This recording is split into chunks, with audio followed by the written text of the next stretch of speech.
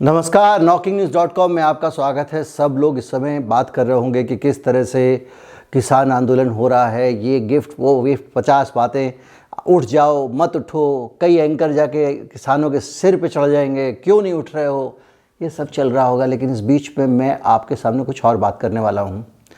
मैं हमारे भारत देश की बात करने वाला हूँ, उस देश की बात करने वाला हूँ जिसमें रहने पर हमें गर्व होना चाहिए था। लेकिन आज जो सूचनाएं दे रहा हूं उसके बाद एक बार इस पर पुनर्विचार कीजिए कि हमें कितना गर्व करना चाहिए। मैं उस देश की बात कर रहा हूं जिसका प्रधानमंत्री 4500 करोड़ रुपए के विमान में यात्रा करता है। उसको एक 4500 करोड़ का उड़न खटोला चाहिए, जबकि विश्व के दूसरे देशों के मंत्री अगर कम दूरी की यात्रा होती है तो इकोनॉमी क्लास में करते हैं। मैं उस देश का वासी हूँ जहाँ 1300 करोड़ रुपए लगाकर सेंट्रल विस्टा बनाया जा रहा है, नई संसद बनाई जा रही है, जबकि पुरानी इमारत से अभी 100-200 साल और काम चलाया जा सकता था। आज मैं उस देश की हकीकत आपको बताने वाला हूँ जिसमें अंबानी जैसे अमीर लोग हैं और अडानी जैसे अमीर लोग हैं जो नंबर 1 की लगातार होड़ में शामिल रहते हैं। मैं उस देश की हकीकत बताने वाला हूँ जिसमें लगातार रोज़ नए नए एयरपोर्ट बन रहे हैं, जिसमें एक्सप्रेसवे हाईवे बन रहे हैं, जिन पर चलने के लिए एक बार के 400-400, 500-500 रुपये देने पड़ते हैं। मैं उस देश की बात कर रहा हूँ। मैं उस देश की बात कर रहा हूँ जहाँ पे तरह तरह की नई नई गाड़ियाँ रोज़ आ रही हैं। कभी हाइब्रिड गाड़ी आ रही है, कहीं यूरो 4 आ रहा है, कहीं कुछ और आ रहा है। मैं आज उस देश का हाल बताऊँगा कि उस देश के आम नागरिकों की स्थिति क्या है, उस प्रदेश के लोगों की स्थिति क्या है जिस प्रदेश में एक फिल्म सिटी और बनाई जा रही है, जबकि एक पहले से मौजूद थी। किसी ने वहाँ फिल्में तो नहीं बनाई, बिल्डिंगें बेच कर चले गए। मैं उस प्रदेश की भी बात करूँगा और बहुत सारी बात करूँगा। कहीं मत जाइए, चैनल को सब्सक्राइब कर लीजिए। लौट के आता हूँ, फिर बातचीत शुरू करेंगे।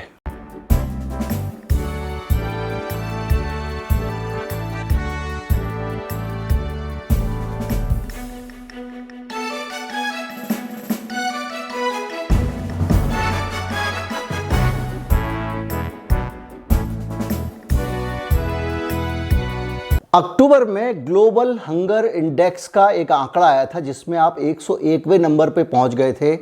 नेपाल गरीब देश, बांग्लादेश जैसा गरीब देश जिसके बारे में हम कहते हैं कि वहाँ के लोग भूखे मरते हैं इसलिए माइग्रेशन करके यहाँ आते हैं, और पाकिस्तान जैसा देश जिसकी सरकार के पास सरकार चलाने के लिए पैसे नहीं है, उससे भी नीचे की स्थिति में आप थे हंगर इंडेक्स में, भूखमरी के सूचकांक में। वो आंकड़ा विदेशी था और सरकार ने कहा कि इसके आंकड़ों में दोष है, ये गलत जानकारी है। हमारे यहाँ तो राजपथ से लेकर जनपद तक सब कुछ चमकता दमकता रहता है, हर चीज़ की नई बिल्डिंग्स बन रही हैं, सारी सरकारी बिल्डिंग तोड़ तोड़ के नई बना रहे हैं। हमारे यहाँ ठेकेदार हमेशा सक्रिय रहते हैं, 24 घंटे 12 महीने। उस देश में ये हंगर इंडेक्स की बात कर रहा है। अब इस देश के अपने नीति आयोग का आंकड़ा आया है और उस आंकड़े को अगर आप सुन लेंगे तो हो सकता है कि आपको थोड़ी सी शर्म आने लगे। उनका पहला मल्टी डायमेंशनल पुअर्टी इंडेक्स आया है, यानी बहुआयामी गरीबी सूचकांक। इस इंडेक्स में अगर आप देखेंगे तो टॉप 5 स्टेट्स में जो टॉप के 5 राज्य हैं गरीबी के मामले में, जो अव्वल राज्य हैं, उनमें से 4 भारतीय जनता पार्टी द्वारा शासित हैं। 5वां राज्य एक आदिवासी स्टेट है, झारखंड। एक एक करके आता हूं। जिस राज्य में चुनाव आने वाले हैं उसकी स्थिति पे बात करें पहले, या उससे पहले किसी और राज्य की स्थिति पर बात करें। लेकिन मैं आपको बिहार में नीतीश कुमार, सुशासन कुमार, कैसे कैसे नारे ये नेता लोग बेचते हैं। आप ही के पैसे से, आपसे टैक्स लेके करोड़ों रुपए खर्च करके आप ही की आंखों के सामने एक विज्ञापन चिपका दिया जाता है। गोदी मीडिया को आपकी आंखों के सामने गुणगान के लिए लगा दिया जाता है। सोते जागते उठते बैठते आपको सिर्फ एक तस्वीर दिखाई जाती है जिसमें कहा जाता है कि हर तरफ विकास ही विकास हो रहा है। लेकिन विकास की हकीकत ये है कि नीति आयोग द्वारा जारी सूचकांक में जो मैं बता रहा हूँ उसमें बिहार में करीब 52% लोग गरीबी की रेखा के नीचे हैं। 51.91% कम है, केवल 52% से गरीबी की रेखा से नीचे हैं। और बीजेपी शासित जो झारखंड है वहाँ पे इसलिए कह रहा हूँ कि 19 से पहले 2019 से पहले बीजेपी में झारखंड की में बीजेपी की ही सरकार थी। वहाँ पे 42.16% यानी 82.16% आबादी गरीब है। सबसे बड़ा राज्य उत्तर प्रदेश, जहाँ के मुख्यमंत्री को हर रोज़ आपके सामने इस तरह कह के पेश किया जाता है कि अगला प्रधानमंत्री यही होने वाला है। उसने सब कुछ बदल दिया, इसको टाइट कर दिया, उसको ढीला कर दिया। बदमाश यूपी छोड़ के चले गए हैं, घरों में घुस गए हैं। कल ही फिर इलाहाबाद से भी एक दलित से रेप की वारदात आ गई। अलीगढ़ में जो हुआ था उसको दबाने की क्या कोशिशें हुई थी आपको सब पता है। कुलदीप सिंह वाला भी मामला आपको पता है। लेकिन उस यूपी में 47 कुल 19 करोड़ 20 करोड़ से थोड़ी कम आबादी है उसकी, और वहाँ पे 37.79% लोग यानी 7.55 का 7.5 करोड़ आबादी। अब समझिए 20 करोड़ में से 7.5 करोड़ आबादी गरीब है। अब ये गरीब का मतलब क्या होता है ये मैं अभी आपको इसके बाद बताने वाला हूँ। बिहार की आबादी 10 करोड़ है, इसकी 52% आबादी गरीब है, ये मैंने आपको बता दिया। मध्य प्रदेश 15 साल से बीजेपी की सरकार है। एक बीच में कांग्रेस की कुछ दिन के लिए आई थी, उसको भी निपटा दिया। ज्योतिरादित्य सिंधिया ने अपना करियर संभाल लिया और बीजेपी दोबारा से वहाँ सत्ता में आ गई। और उसका जो हाल है 2018 से दिसंबर 18 से मार्च 2020 3-4 महीने का अगर समय निकाल दें तो वहाँ पे शिवराज सिंह चौहान की सरकार 2005 से है, और वहाँ पे मध्य प्रदेश में 36.65% आबादी, और वो चौथे स्थान पर है, गरीबी की रेखा के नीचे है। मेघालय 5वें स्थान पे, वहाँ 32.67% आबादी गरीबी की रेखा के नीचे है। ये वो राज्य हैं जो बहुत महान राज्य कहलाते हैं और जो ये कहते हैं कि हम तो जो है वो हमारे यहाँ तो सब कुछ बदल गया है। हर दिन आपको मध्य प्रदेश के मुख्यमंत्री डांस करते हुए नज़र आएंगे, योगी जी हुंकार भरते हुए नज़र आएंगे।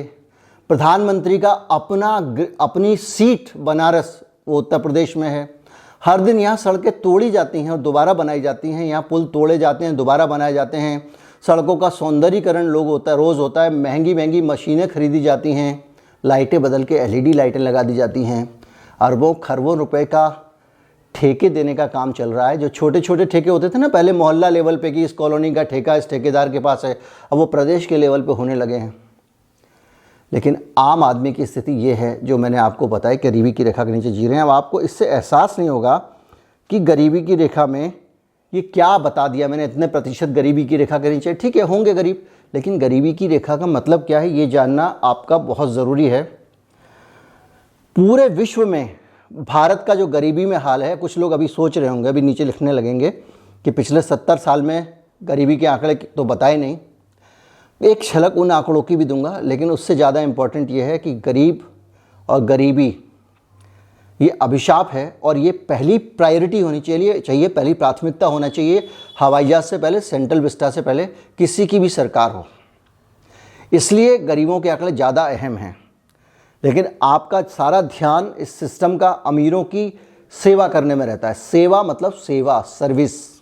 भारत में तीसरे नंबर पर, दुनिया में तीसरे नंबर पर सबसे ज़्यादा गरीब हैं। उसके हिसाब से 32.7% लोग, 32.7% लोग रोज़ाना $1.25 मतलब हो गया आपका $1 होता है 70 रुपये का, 100 रुपये से कम के अंदर गुजारा कर रहे हैं। और 68% लोग, भारत की अधिकांश आबादी 68.7, 68.7%, 70% से थोड़ा सा कम, रुपए में 70 पैसे भर लोग $2 से कम में, यानी 140 रुपये आज के हिसाब से रेट है, 140 रुपये से कम में गुजारा करते हैं। और सरकार के आंकड़े ये कहते हैं कि गरीबी की रेखा क्या है। अब अगर सरकार के आंकड़े आपको बताऊं तो गरीबी नापने का पैमाना, ये सारे आंकड़ों को देखने के बाद ज़रा एक नज़र डालिएगा भारत में गरीबी आंकड़े का पैमाना क्या है। भारत में 28 रुपये 65 पैसे रोज़ाना, 28 रुपये 65 पैसे रोज़ाना। एक बिस्किट का पैकेट भी ठीक ठाक सा नहीं आता। 28 रुपये 65 पैसे में आज की तारीख में आधा किलो टमाटर भी नहीं आएंगे। इसमें जो लोग शहरों में, शहरी जीवन जो महंगा होता है, पूरे दिन गुजारा कर लेते हैं, सिर्फ उनको गरीब मानती है सरकार, उससे ऊपर वालों को गरीब नहीं मानती है। ये आंकड़े उन लोगों के हैं जो इससे भी नीचे हैं। और बताऊं आपको कि गांव में ये व्यवस्था और भी ख़राब है। सिर्फ आप 22 रुपये 42 पैसे अगर आप रोज़ाना का खर्चा कर रहे हैं तो आप गरीब नहीं माने जाएंगे। गरीब नहीं माने जाने का मतलब आप जानते हैं, आपको बीपीएल का सस्ता राशन नहीं मिलेगा, आपको गरीबों को गरीब कल्याण योजना के लाभ नहीं मिलेंगे, आपको दूसरी बहुत सारी सब्सिडी के लाभ नहीं मिलेंगे, आपको सस्ता भोजन नहीं मिलेगा, आपको नरेगा में मजदूरी भी नहीं मिलेगी, और तो और वृद्धावस्था पेंशन के भी एंटाइटलमेंट नहीं है। ये इस देश की हकीकत है। और इस पूरे हालात के बीच में आप अच्छी तरह से देख सकते हैं कि हमारे देश का लोकतंत्र और डेमोक्रेसी कहाँ जा रही है। मैं थोड़ा सा पॉलिटिकल साइड पे लेकर चलता हूँ। 2 दिन पहले संविधान दिवस पर मोदी जी ने एक बहुत बड़ा भाषण दिया था।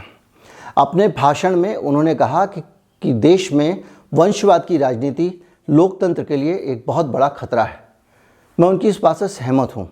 वंशवाद हमेशा लोकतंत्र के लिए खतरा होता है और किसी भी तरह से कोई भी डायनेस्टी नहीं होनी चाहिए। लेकिन भारत का जो वंशवाद है वो एक डायनेमिक वंशवाद है। उसमें सारी पार्टियों में वंशवाद है और वंशवाद के अनुसार ही लोग इलेक्ट किए जाते हैं और सिलेक्ट किए जाते हैं। लेकिन क्या वंशवाद खत्म कर देने से, मान लीजिए कल के दिन आप एक कानून बना दें कि किसी बड़े आदमी का बेटा दोबारा से चुनाव नहीं लड़ेगा, तो पहले तो समान अधिकार जो है संविधान में वो उसका हनन हो जाएगा उस व्यक्ति का। दूसरा, उससे भी बड़ा वंशवाद है कि भाई एक आदमी है, वो लाला जी का बेटा लाला जी हो जाता है, पंडित जी का बेटा पंडित जी हो जाता है। ये भी एक तरह का वंशवाद है। इसको भी छोड़ दें तो पॉलिटिकल वंशवाद पे आए तो खुद बड़े बड़े नेता बीजेपी, कांग्रेस और सारी पार्टियों को देख लीजिए, उनके बच्चे देख लीजिए। लेकिन क्या वंशवाद वाकई एक समस्या है या ध्यान भटकाने का तरीका है? आज मैंने जो आपको गरीबी के आंकड़े बताए हैं, ये आंकड़े ये समझने के लिए काफ़ी हैं कि इस देश में इतनी आबादी जिनका जिक्र मैंने किया, जो 32 रुपये, 30 रुपये, 28 रुपये रोज़ कमाने वाली है, क्या ये लोग इस देश का प्रतिनिधित्व करने का सपना देख सकते हैं? क्या एक गरीबी की रेखा के नीचे रहने वाला आदमी पार्षद, सभासद, प्रधान बनने का भी सपना देख सकता है? अगर इस देश की मेजॉरिटी आबादी 67-68% लोग सिर्फ $2 में रोज़ाना काम चलाते हैं, तो इसका मतलब आपको समझना चाहिए कि ये सब लोग 67-68% लोग एक झटके में इस देश पे राज्य करने के अधिकारी नहीं हैं, जिसमें हम लोकतंत्र कहते हैं। और अगर वास्तविक धरातल पे जो हकीकत है उस पर अगर आप देखें तो इस देश में सिर्फ 2 या 3% लोग हैं जो रूलिंग क्लास है, जो एलीट क्लास है, वो ही इस देश पे राज्य करने के अधिकारी है। उसी के बच्चे बड़े बड़े अधिकारी बनते हैं। वही लोग जो बड़े बड़े लोग हैं वही इस देश की नीतियां बनाते हैं। उनकी नीतियों के केंद्र में भी वही बड़े बड़े लोग होते हैं। हवाई जहाज और हवाई अड्डों पे ज़्यादा फोकस होता है, रोटी पे नहीं होता है। और सबसे बड़ा लोकतंत्र के लिए खतरा तो ये विषमता है, ये असमानता है, ये डिस्पैरिटी है। वंशवाद इसके मुकाबले कोई भी खतरा नहीं है। पहली चीज़, मान लिया इस देश में 70% लोग गरीब हैं, $2 में काम चलाते हैं, तो ऐसी हालत में वो चुनाव नहीं लड़ सकते। लेकिन क्या ये सच नहीं है कि इस देश में अगर वो चुनाव लड़ने की हिम्मत भी जुटाएं तो वो जमानत के पैसे भी नहीं भर पाएंगे? आपके देश का अपना लोकतंत्र का अपना चुनाव आयोग उनको डिस्करेज करता है कि वो इस देश में इलेक्शन ना लड़ सकें। अगर वो फॉर्म भर देंगे तो उनका मुकाबला ऐसे लोगों से होगा जो हर साल 365 दिन 5 साल अपने प्रचार पे करोड़ों रुपए खर्च करते रहते हैं, जिनके पास अथाह दौलत है और जिनको दान की हुई दौलत का कोई पता भी नहीं लगा सकता कि उन्होंने चोर से लिया है, दाऊद इब्राहिम से लिया है, भले आदमी से लिया है, किससे लिया है। कोई भला आदमी तो 100-200 रुपये से ज़्यादा चंदा देने की हालत में होता नहीं है। 500-1000 दे दिया, बहुत बड़ी बात है। तो जो लाखों करोड़ों रुपए का चंदा आता है लोगों के पास में, वो लोग अगर इस देश पे कब्ज़ा जमा के बैठ जाते हैं, वो लोग आपस में एक दूसरे का ख्याल रखते हैं, एक दूसरे को ज़्यादा हद तक परेशान नहीं करते हैं। दामाद जी जेल में नहीं गए हैं, बड़े बड़े दावे किए गए, उनके नाम पे वोट मांगा गया, दामाद जी मज़े में घूम रहे हैं। तो ये इस देश का एक सत्य है, कड़वा सत्य है। और इसी तरह के सत्य लगातार हम अपनी आंखों से देखते हैं, उनसे 2-4 होते हैं। कोई भूख से मरता हुआ आदमी होता है, जेब से निकाल के आप पैसे दे देते हो और आपको लगता है आपने देश में सुधार कर लिया। लूट का राज, लूट का सिस्टम जब तक आप ख़त्म नहीं करोगे, इस देश में यही होने वाला है। एक सेवक, प्रधान सेवक नौकर $2 में काम कराने वाली 68% आबादी जिस देश की है, उसका एक नौकर 400 करोड़ के हवाई जहाज में उड़ता घूमता रहता है। ये सत्य है इस देश का, और जब तक ये सत्य रहेगा आप इस देश में डेमोक्रेसी की उम्मीद तो नहीं कर सकते हैं। कोई भी गरीब आदमी चुनाव कहाँ लड़ सकता है, कैसे वो सरकार में आ सकता है, कैसे वो विधायक बन सकता है। उसके पास चुनाव लड़ने के लिए करोड़ों रुपए है ही नहीं। आपको पता भी नहीं चल पाएगा आपके इलाके में कोई कैंडिडेट लड़ रहा है, आप तक उसका नाम ही नहीं आ पाएगा। आप जिस दिन वोट डालने जाएंगे उस दिन वोटर लिस्ट में नाम दिखेगा और अननोन से आदमी को आप वोट दिए वगैरह आ जाएंगे। तो लोकतंत्र की असली चुनौती विषमता है माननीय मोदी जी, ये वंशवाद नहीं है, वहाँ डाइवर्ट मत करिए। इस देश की सबसे बड़ी कमज़ोरी और इस लोकतंत्र की कमज़ोरी इसका बनाना रिपब्लिक होना है। इस देश की नीतियाँ बड़े बड़े लोग तय करते हैं, ये कड़वा सच है। सीरम इंस्टीट्यूट 2 दिन पहले बयान देती है कि भाई हमारे यहाँ पे बहुत ज़्यादा दवाएं हो रही है, इनकी रफ्तार बढ़ाइए इसकी निकलने की। 2 दिन के अंदर सरकार ऐलान करती है कि टीके विदेश भेजना शुरू कर दो, हम इजाज़त देते हैं, जिस सरकार ने रोक के रखा हुआ था। ये देश इस तरह से चलता है, और जब तक ये तरीका चलता रहेगा, नई नई सरकारें आती रहेंगी, अधिक समर्पित सरकारें इन लोगों के प्रति, और तब तक इस देश में आप लोकतंत्र की बातें ड्रामे के लिए तो कर सकते हैं, सच में लोकतंत्र की कल्पना भी नहीं कर सकते हैं जब तक इस देश का आखिरी पात का आदमी, अंगूठा टेक आदमी, लोग पढ़ाई की बात करते हैं, अंगूठा टेक आदमी अपने देश की और अपने जीवन से जुड़ी हुई नीतियां स्वयं नहीं बनाएगा। आप इस देश में लोकतंत्र को सिर्फ एक झूठा और एक छद्म लोकतंत्र मान सकते हैं। उम्मीद करता हूँ वीडियो आपको अच्छा लगा होगा। अगर अच्छा लगा हो तो ज़्यादा से ज़्यादा लोगों तक शेयर करें। अगर आप हमारे चैनल को मजबूत बनाना चाहते हैं, कुछ सहयोग करना चाहते हैं, सपोर्ट करना चाहते हैं, तो हमारा UPI ID डिस्क्रिप्शन में है। अब मैं कमेंट में भी UPI ID लिख के उसको पिन कर दिया करूँगा, वहाँ से आप भुगतान कर सकते हैं। एक बारकोड भी है जहाँ वीडियो खत्म होगा वहाँ पे। लाइक का निशान लोग आजकल बड़ा देखते हैं कितने लाइक मिले। एक साहब तो ऐसे हैं जो वीडियो आने से पहले ही लाइक दे के चले जाते हैं, वो नियमित ग्राहक हैं हमारे। बल्कि 2 लोग हैं जो रोज़ आते हैं, डिसलाइक दे के चले जाते हैं। आपको कम से कम उनका जवाब देने के लिए 1 लाइक अपनी तरफ से ज़रूर करना है।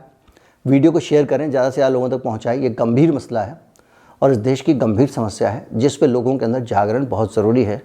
बहुत हो गए, बेवकूफ़ बन गए हम लोग फालतू के मुद्दों में, जाति धर्म समुदाय के मुद्दों में। अब काम की बात हो जाए। नमस्कार, जय।